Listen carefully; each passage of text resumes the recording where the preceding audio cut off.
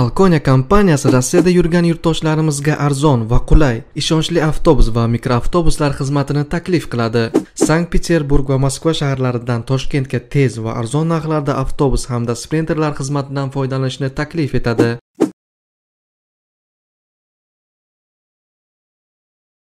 O'zbekiston Respublikasi Prezidenti Shavkat Mirziyoyev joylarda ijtimoiy-iqtisodiy islohotlarning borishi, amalga oshirilayotgan bunyodkorlik va obodonlashtirish ishlari, yirik loyihalar bilan tanishish, xalq bilan muloqot qilish maqsadida 7-iyul kuni Juma kuni Namangan viloyatiga tashrif buyurdi. Bu haqda O'zA xabar bermoqda. Shavkat Mirziyoyev To'raqo'rg'on tumanidagi Namangan ko'chasida xalq ichiga kirib, odamlar bilan muloqot qildi. JEM O'zbekiston tasarrufidagi Asaka avtomobil zavodiga uyushtirilgan press-tur davomida korxona bosh direktori vazifasini bajaruvchi Rustam Rajabov jurnalistlar va blogerlarning zavodda ishlab chiqariladigan yangi avtomobillar va ishlab chiqarilishi tugatilayotgan avtomobillar borasidagi savollariga javob berar ekan, Matiz avtomobili yaqin orada ishlab chiqarishdan olib tashlanishini ma'lum qildi.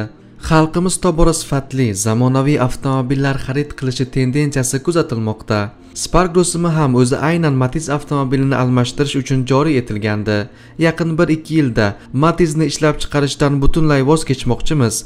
Chunki Matiz JEMning zamonaviylik karbyuratorli avtomobil bo'lgani sababli, shuningdek xavfsizlik siyosatiga ham mos kelmaydi. Chunki yaqindan boshlab O'zbekistonning ichki bozorida ishlab chiqarilayotgan barcha avtomobillar ham xavfsizlik yostiqchasi bilan ta'minlash nazarda tutilmoqda, dedi u. Rustam Rajabov yaqin kelajakda Lacetti Genter avtomobilini ham ishlab chiqarishni yakunlash mo'ljallayotganini ma'lum qildi. Lacetti Genter ham eskirgan model hisoblanadi.